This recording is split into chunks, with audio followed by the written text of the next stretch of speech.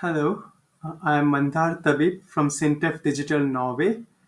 Today I will be presenting my work on artificial intelligence based wind and turbulence prediction at urban scale for drone operations. And this work is done under the EU CESAR funded AI4HyDrop project.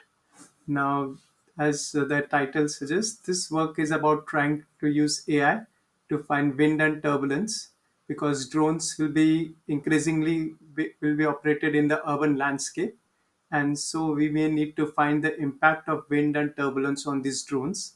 And this wind and turbulence in microscale, they are influenced by the building induced turbulence and the terrain induced turbulence. So here the idea is to use AI to find those wind and turbulence, obtain these wind and turbulence patterns. So here, why AI? Because the AI, because the current physics-based models, they take very huge computational time. So we are operating at this micro scale, and this urban scale wind and turbulence is often a function of the inlet mesoscale wind speed and wind direction. So it's a multi-scale phenomena.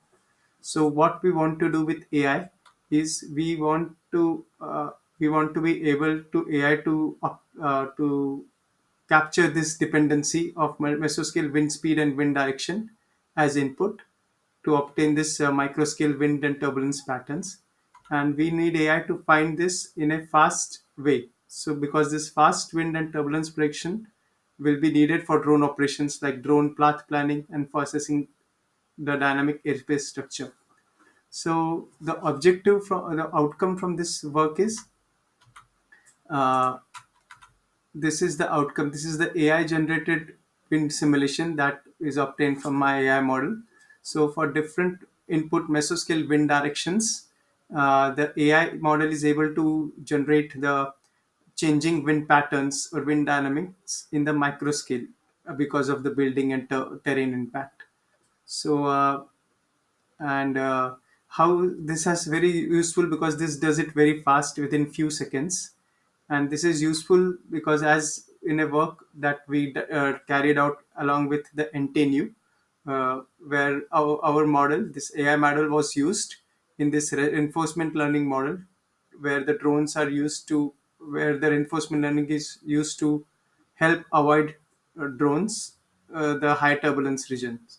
Yeah, so drones are avoiding this high turbulence region using reinforcement learning, and this identification of these high turbulence regions comes from the AI generated wind and turbulence model because it's very fast. So these are the prospects. And what is how is this models generated? So the methodology involves an offline data generation process where I first selected this Prague city where there are many buildings about 100-meter high. Then this data set was provided to us by the partners, the building data set.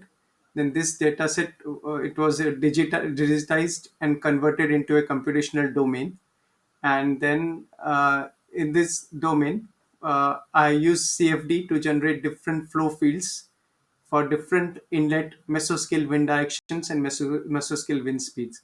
So with that, so there's total 32 simulations, CFD simulations were done to obtain different wind patterns and turbulence patterns in the city segment.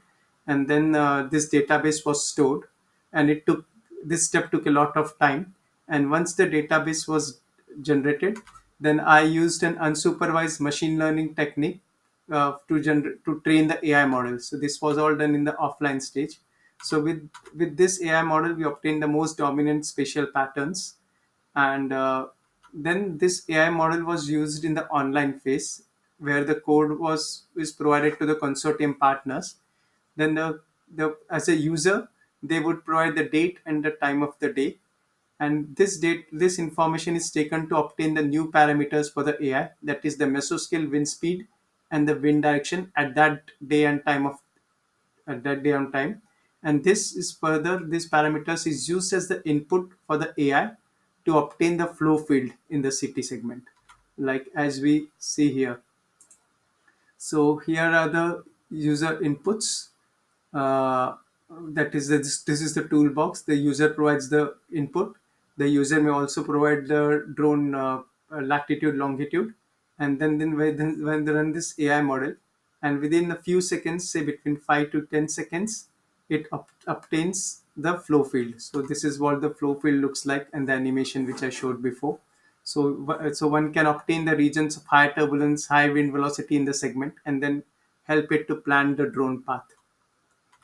So the results and discussion on the AI model performance is in terms of accuracy level, it's reasonably accurate as long as the input parameters are in the same distribution as in the training data, and there is potential to improve that it's the generalization ability of this AI model.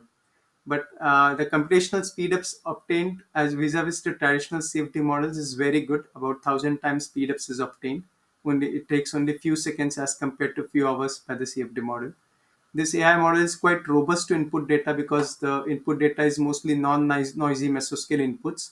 So the AI generates flow field every time for every kind of every mesoscale pattern, and it's partially interpretive because the machine learning models that I have used, they provide the dominant spatial patterns leading to some scope of interpretation, but it's not fully uh, transparent as a AI, as this is a AI model. So about accuracy levels, I did some tests for the mesoscale wind direction and wind speed parameters in the interpolation range, that is, which are not seen by AI during training. So in the interpolation range, we see that errors are lower. That is, this error is the deviation between the AI predicted turbulence and the high fidelity physics based model predicted turbulence. So the difference between the two is here, which is less, and AI takes very few seconds as compared to hours taken by the CFD. So the overall error is low. But when we go in the extrapolation range, that is out of distribution, with parameters out of distribution, then we see that errors increase a lot. That is the difference between AI and CFD. So the error has increased a lot. So, but overall, qualitatively, it's able to, with as long as the parameters are within the training database, it's able to give the trends very well. And so this work has lots of prospects. And the conclusion is AI is orders of magnitude faster than the traditional physics-based model. AI is accurate when parameters are near training data, and there is scope of improvement for improving its generalization ability. And there are some possible solutions that needs to be looked at. So finally, for this work, I would like to acknowledge the EU CESAR funding and the consortium partners for the providing the building data sets. And thank you for listening. Feel free to contact me if you have any questions. And this work is still under development, and this is the progress update of the work that has happened so far. Thank you very much.